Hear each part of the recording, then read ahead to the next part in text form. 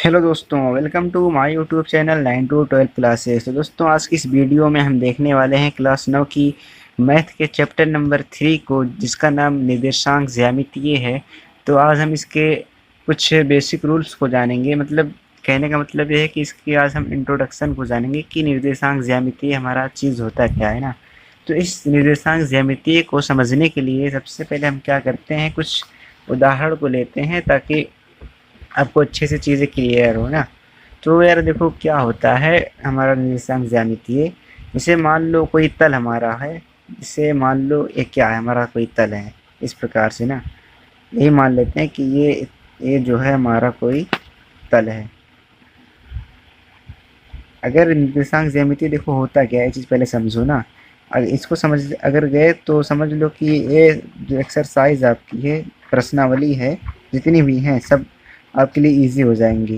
क्योंकि अगर कॉन्सेप्ट जान गए ना तो चीज़ें आपके लिए इजी हो जाती हैं। तो देखो निर्देशांक ज्यामितीय होता क्या है कि अगर मान लो कोई बिंदु यहाँ पे, क्या हम मान लेते हैं कोई बिंदु यहाँ पे मान लो डी है, या फिर मान लो कोई बिंदु है डी है, या फिर आपका कोई दोस्त है जिसका घर यहाँ पे क्या है, यहाँ पे घर उसका है और इसके घर का नाम क्या है, डी है, ऐसे मान लो। तो अगर कोई आपसे पूछे, आपको कोई एक दूसरा दोस्त पूछे कि ये जो डी है, डी जो घर है वो कहाँ पे है, डी कहाँ पे है, तो आप क्या बताओगे कि इस कोने से आप यहाँ तक जाइए, फिर यहाँ से यहाँ जाइए, तब उसका घर मिल जाएगा। आप दूसरे दोस्त से बोलेंगे। पर यार ऐसे नहीं होता है, चीज़ें ऐसे नहीं होती हैं ना। देखो निर्देशांक ज्यामिति में कैसे होता है कि यदि ये डी बिंदु है, इसको अगर दर्शाना है, किसी को बताना है, इसकी स्थिति को किसी को बताना है, तो हम क्या कर सकते हैं कि हम एक क्या बनाएंगे, निर्देशांक तल बनाएंगे। इस प्रकार से हम क्या बनाएंगे, एक निर्देशांक तल बनाएंगे। फिर जैसे मान लो ये बिंदु डी था, तो डी मान लो हमारा यहाँ पे है, तो ये हमारा एक्स अक्ष होता है, वाई अक्ष होता है, ये वाई डैश होता है और ये एक्स डैश होता है। तो पहले ये समझ लो परिभाषा, परिभाषा समझ लो। निर्देशांक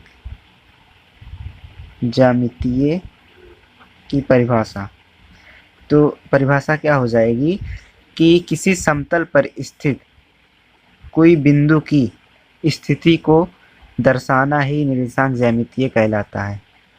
यानी हम क्या कर सकते हैं, निर्देशांक ज्यामितीय के द्वारा किसी समतल पर, ये मान लो कोई समतल है, यहाँ पे कोई बिंदु है, किसी समतल पर स्थित बिंदु की स्थिति को दर्शाना ही क्या हमारा होता है, निर्देशांक ज्यामितीय होता है ना।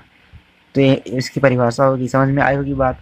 तो देखो हम निर्देशांक ज्यामितीय में अगर कोई बिंदु है तो उसको दर्शाने के लिए हम क्या करेंगे, निर्देशांक तल बनाएंगे।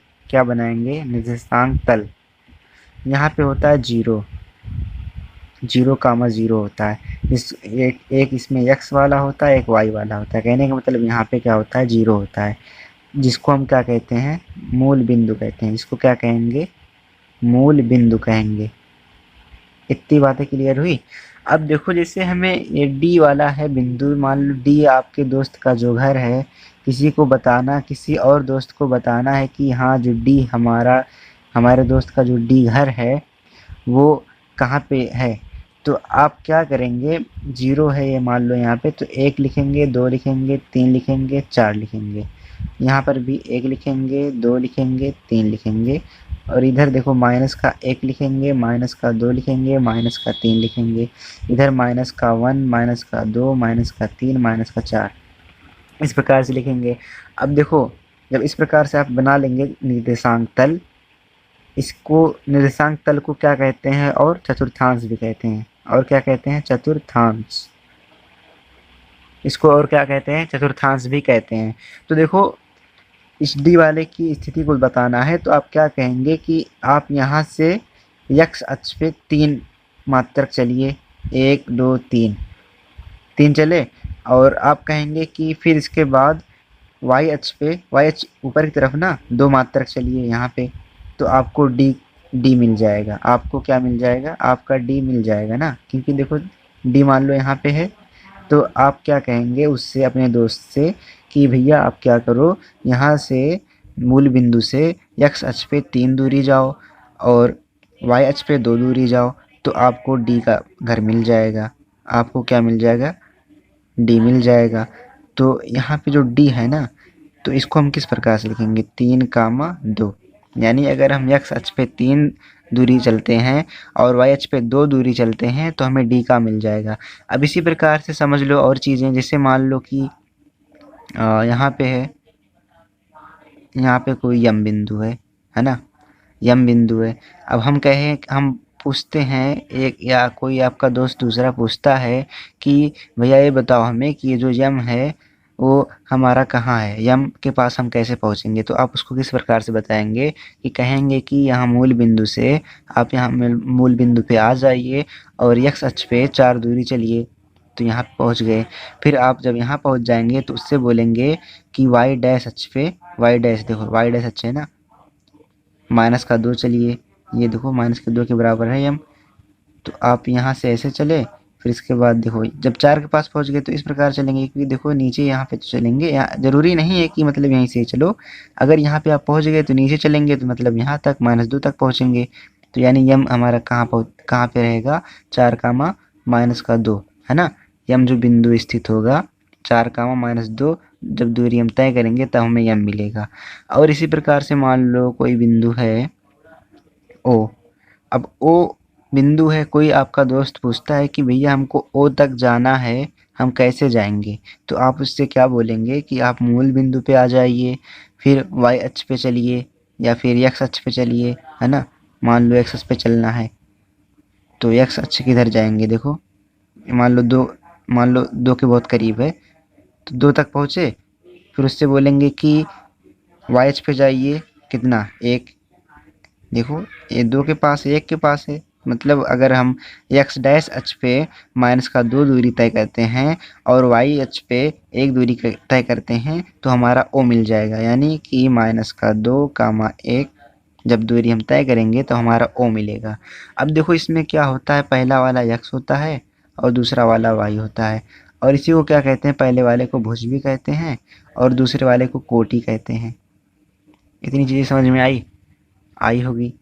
और देखो इसमें क्या है, और इसमें तो और क्या बता दें आपको, ये मूल बिंदु होता है 0, 0 मूल बिंदु होता है, और ये भुज होता है, कोटि होता है। तो इस प्रकार से आपको क्या करेंगे, जैसे कि मान लो डी बिंदु था तो इस प्रकार से हम दर्शाएंगे ना। निर्देशांक ज्यामिति का मतलब भी यही होता है कि हम इस प्रकार से क्या करते हैं, बिंदुओं को दर्शाते हैं ना। जैसे कोई समतल होगा, आपसे कोई पूछेगा, जैसे मान लो एक बार और समझा देते हैं यहाँ पे बना करके निर्देशांक तल। ये हमारा y अक्ष होता है, ये हमारा क्या होता है, x अक्ष होता है, x डैश होता है, y डैश होता है। तो देखो इसको चतुर्थांश कहते हैं। तो ये वाला फर्स्ट होगा, ये वाला सेकंड कॉलम होगा, ये वाला थर्ड कॉलम होगा, ये वाला फोर्थ कॉलम होगा, इसीलिए इसको क्या बोलते हैं? चतुर्थांश बोलते हैं ना। तो देखो फर्स्ट कॉलम में क्या होता है, यहाँ पे समझ लो, फर्स्ट कॉलम में क्या होता है, सभी मान धनात्मक होते हैं। x और y के दोनों मान क्या होते हैं? धनात्मक होते हैं। क्यों होते हैं? क्योंकि देख सकते हो आप 3 है, 2 दोनों प्लस प्लस में है ना, इसीलिए धनात्मक होंगे। और सेकंड वाले में क्या होता है, सेकंड वाले में देखो, सेकंड वाले में क्या होता है, सेकंड वाले में क्या होता है, एक मान माइनस में होगा तो दूसरा प्लस में होगा, है ना, ऐसे होता है। और थर्ड वाले में क्या होता है कि दोनों मान क्या होते हैं, ऋणात्मक होते हैं, दोनों मान क्या होते हैं, ऋणात्मक होते हैं। फोर्थ वाले में क्या होता है, एक प्लस में होता है और दूसरा माइनस में होता है। तो ये चीज़ें आपको समझ में आई होंगी ना। तो चतुर्थांश में आपको कुछ ऐसे कुछ करना नहीं था, इस प्रकार से आपको समझना है। तो यही सब चीज़ें थी, और मिलते हैं आपसे अगली वीडियो में। अगर आपको कुछ चीज़ें इसमें समझ में ना आई हो तो आप कमेंट बॉक्स में कमेंट कीजिए और बताइए कि हाँ सर यहाँ पे हमको चीज़ें समझ में नहीं आई हैं, तो हम आपको बताएंगे। तो मिलते हैं आपसे अगली वीडियो में। अगर वीडियो आपको अच्छी लगी है तो वीडियो को लाइक कीजिए, चैनल को सब्सक्राइब कीजिए। तो मिलते हैं आपसे अगली वीडियो में। Bye bye, take care.